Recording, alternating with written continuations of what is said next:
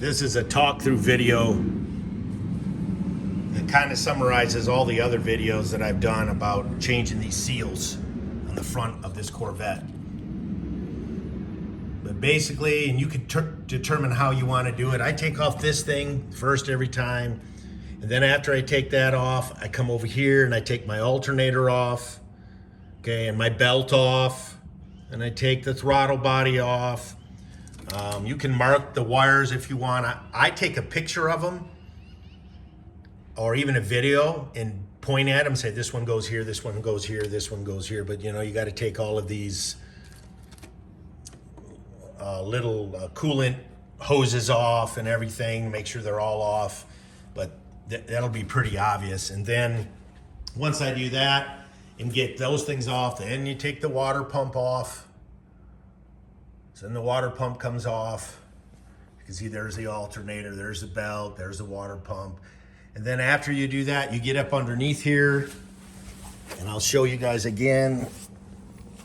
If anyone actually watches these videos, I have no idea.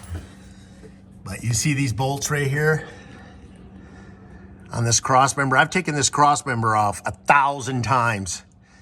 You know, if you want to change the crank sensor, you take it off, or the oil pan, you take it off. But for this job, you just need to take that one off, and there's one over there, take that one off so that you can put a 2x4 right here and lift the engine up in order to,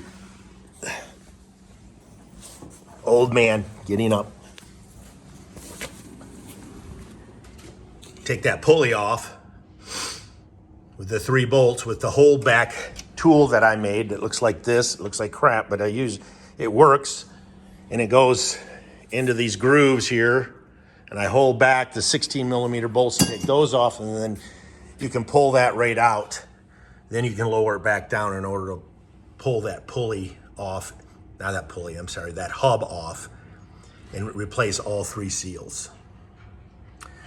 It seems somewhat simple, but my caution is, if you do this job, take your merry sweet time doing it. I mean, first time I did it, it took me like 3 or 4 days. I thought I did a good job. It still leaked because of the fact there was a groove in my old hub, which I didn't know about. The sleeve that you can buy right here, and put the hub in the freezer overnight, and put this in the oven for about half an hour to an hour at 350, heat it up, and you pound that on with this tool here, and it covers up that groove.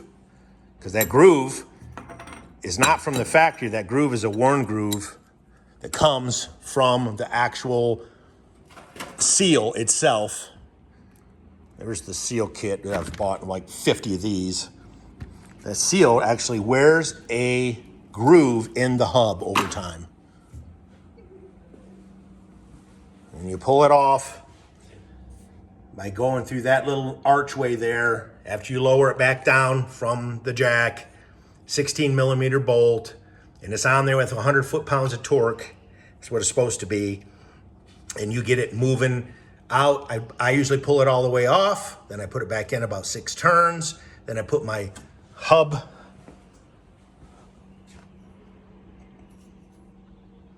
puller, which has been modified a little bit with a grinder, and then you pull it all the way off. You got to use the bolt that's already in there so you have something to get leverage against the end of this right there. And you pull it all the way off. Then you can replace all the seals I use a screwdriver for the top one, a little teeny standard size screwdriver that I modified, and then I used this tool here, right here, to pull the other 2 seals. There's a tool that you can use for the water pump seal. It's just like a big socket, and if you have other big sockets, they'll be helpful. Otherwise, I just use a small rubber mallet, and I try to get it started, and then I just tap around it, tap, tap, tap, tap, until it goes in. This one down here is pretty easy to find a socket that fits over it, but not this one.